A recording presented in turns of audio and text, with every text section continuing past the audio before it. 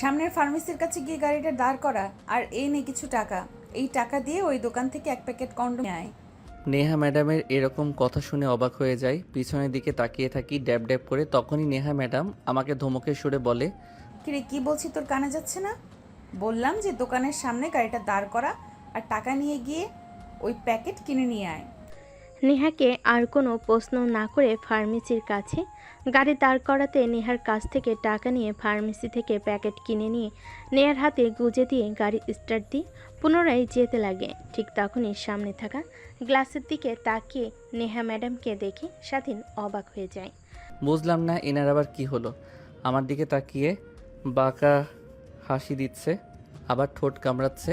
এনার মতিগতি আমার একদমই ভালো লাগছে না। আবার ফার্মেসি থেকে ওইসব কিনে আনলো। আল্লাহ, এবারের মতো আমাকে রক্ষা করো।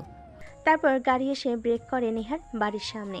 গাড়ি থেকে নেমে নেহা বাড়ির ভিতর প্রবেশ করতে নিয়ে পেছনের দিকে এসে স্বাধীনকে বলে, শোন, রাত 12টার সময় আমার রুমে যাবি। যদি না যাস তাহলে কিন্তু তোর খবর আছে, তোর চাকরি থেকে বের করে দেব।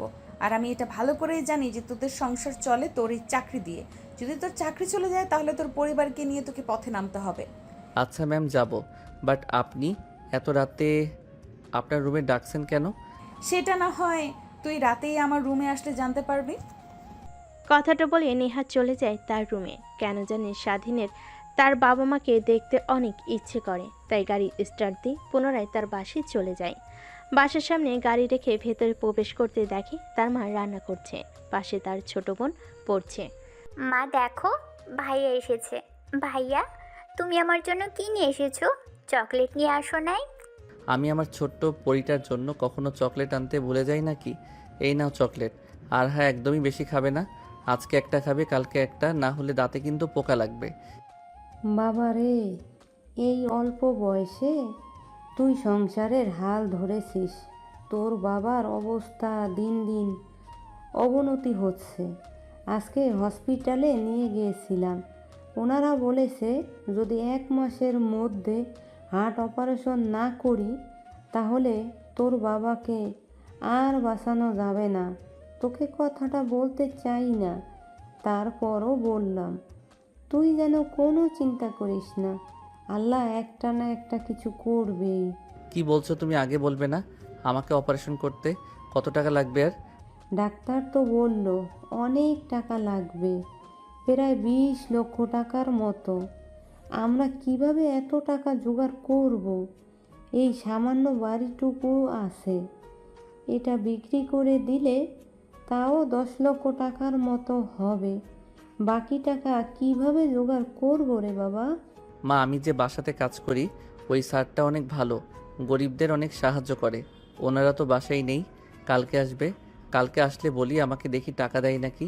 যদি দেয় তাহলে তো অনেক ভালোই হয়, বাবার চিকিৎসাটা অন্তত করতে পারবো। তারপর স্বাধীন তার মায়ের সাথে আরও কিছু কথা বলে রুমের মধ্যে প্রবেশ করে।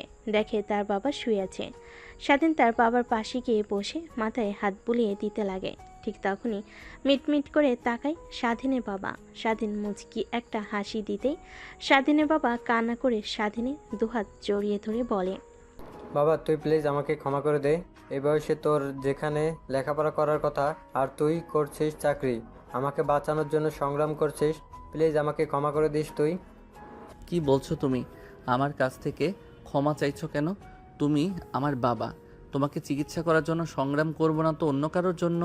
আর এসব কথা বলবে না। আর চিন্তা করো না, তুমি খুব দ্রুতই সুস্থ হয়ে উঠবে, আগের মতোই হাঁটা চলাফেরা করতে পারবে। তারপর স্বাধীন তার বাবার সঙ্গে বেশ কিছুক্ষণ কথা বলে খাবার দাবার খেয়ে গাড়ি নিয়ে সোজা নিহার বাসায় চলে আসে। তারপর পার্কিং লটে গাড়ি রেখে তাকে থাকার জন্য যে রুম দিয়েছে ওখানে চলে যায়। রুমিকে এপাশ ওপাশ করে ঘুমানোর চেষ্টা করে, কিন্তু তার দু চোখে ঘুম আসে না। রাত 12টার সময় নেহা যেতে বলেছে। কেন আর দোকান থেকে ওই প্যাকেট কিনলো কি দরকার? ও আবার যদি না যায় তাহলে এই চাকরি থেকে বের করে দেবে। এখন কি করবে? এই চাকরি অনাহারে জগতে চাকরি পাওয়া বড়ই দুষ্কর। ভাবতে ভাবতেই কোথা দিয়ে যে রাত 12টা হয়ে যায় স্বাধীন টেরই পায় না। ঠিক তখনই তার ফোনে কল আসে। ফোনটা হাতে নিয়ে দেখে নেহা ফোন করেছে। আসসালামু আলাইকুম ম্যাম। ওয়ালাইকুম আসসালাম। রুমে আয়। কিন্তু কেন এত রাতে আপনার রুমে যাব, কেউ দেখে ফেললে উল্টাপাল্টা কথা বলবে। তোকে যা করতে বলেছি করবি, না হলে সোজা আমার বাড়ি থেকে বের হয়ে যাবি, বুঝতে পারছিস তুই? স্বাধীন আর কোনো কথা না বলে রুম থেকে বের হয়ে গুটি গুটি পায়ে বড় বাড়ির ভিতরে প্রবেশ করে। তারপর নেহার রুমের সামনে চলে যায়। দরজার কড়া নাড়তেই ওপাশ থেকে নেহা বলে, ভেতরে আয়, দরজা খোলা আছে। ভিতরে প্রবেশ করে দেখে নেহা নেই। ওয়াশরুম থেকে পানি পড়ার শব্দ আসছে। স্বাধীন বুঝতে পারে নেহা ওয়াশরুমে গিয়েছে। স্বাধীন তাই সেখানেই দাঁড়িয়ে থাকে। প্রায় 5 মিনিট পর নেহা নাইট ড্রেস পরে ওয়াশরুম থেকে বের হয়। স্বাধীন নেহার দিকে তাকিয়ে অন্যদিকে চোখ ফিরিয়ে নেয়। তো নেহার শরীরে পোশাক পরা থেকে না পরাটাই ভালো। পুরো শরীরের প্রত্যেকটা অঙ্গ প্রত্যঙ্গ দেখা যাচ্ছে। ম্যাম, আপনি আমাকে এত রাতে আপনার রুমে আসতে বলেছেন কেন? যদি কেউ দেখে ফেলে তাহলে স্যার শুনলে আমাকে চাকরি থেকে বের করে দেবে। আরে এত ভয় পাচ্ছিস কেন? আসল কাজ তো শুরুই করিনি এখনো। আর চিন্তা করিস না, কেউ বাবা মাকে কিছু বলবে না, সবাই ঘুমিয়ে পড়েছে, শুধু আমি আর তুই বাদে।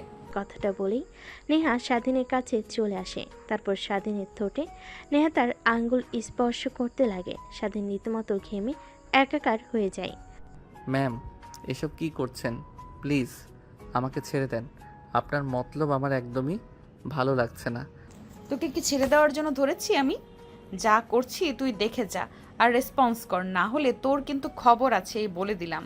কথাটা বলে নেহা স্বাধীনের শরীরের বস্নকাতর জায়গাগুলোতে স্পর্শ করতে লাগে। স্বাধীন পুতুলের মতো দাঁড়িয়ে আছে। কিরে, তুই ছেলে মানুষ নাকি অন্য কিছু?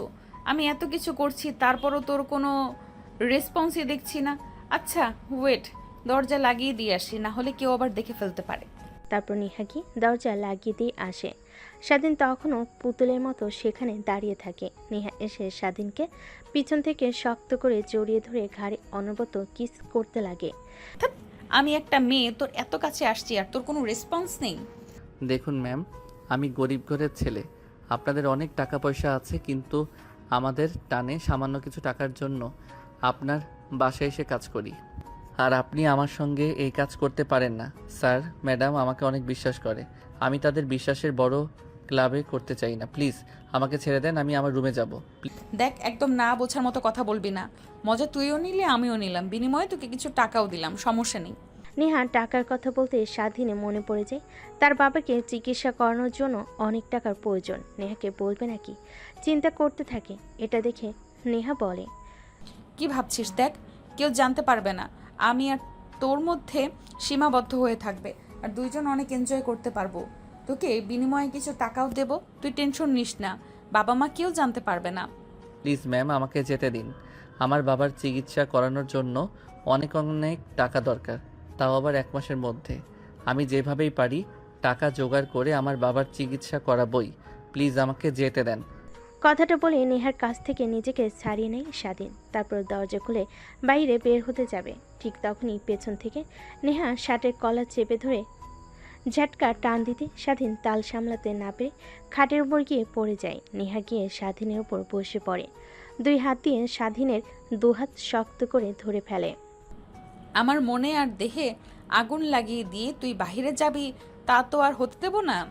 আমাকে শান্ত করে তবেই যাবি, না হলে তোর খবর আছে। তুই যেহেতু কিছু করবি না, দেখ আমি কি করতে পারি। কথাটা বলে নেহা স্বাধীনের ঠোঁটের সঙ্গে ঠোঁট লাগিয়ে চুষতে লাগে। প্রায় 5 মিনিট পর নেহা স্বাধীনকে ছেড়ে দেয়। নিজেও হাঁপাতে লাগে, স্বাধীনও হাঁপাতে লাগে। তারপর স্বাধীনকে নেহা শক্ত করে জড়িয়ে ধরে বলতে লাগে, তুই কেন বুঝিস না? তোকে আমার খুব দরকার। আচ্ছা ওয়েট, তোর বাবাকে চিকিৎসা করানোর জন্য কত টাকা লাগবে? কেন, আপনি সেটা শুনে কি করবেন? বলতে বলেছি বলবি। এত রাগ দেখাচ্ছিস কাকে তুই? হ্যাঁ, ভুলে যাস না, আমি কিন্তু মারলে কি আর মেয়ে, তোকে চাইলে কিন্তু চাকরি থেকে বের করে দিতে পারি। 20 লক্ষ টাকা লাগবে, আর ভাবতেই পারতেছি না কিভাবে এই 1 মাসের মধ্যে 20 লক্ষ টাকা জোগাড় করব। তোর বাবার চিকিৎসা করানোর জন্য যত টাকা লাগবে আমি দেবো, বিনিময়ে তোকে আমার একটা কাজ করে দিতে হবে। নেহার মুখ থেকে এমন কথা শুনে স্বাধীন অবাক হয়ে যায়। নেহার দিকে প্রশ্নবোধক দৃষ্টি নিক্ষেপ করে বলে, আমি আমার বাবাকে বাঁচানোর জন্য যে কোনো কাজ করতে রাজি আছি। আপনি শুধু আমার বাবার চিকিৎসা করানোর জন্য 20 লক্ষ টাকা দিন। আপনি যদি বলেন আমার জীবন আপনাকে দিয়ে দিতে, সেইটাই দিয়ে দিব।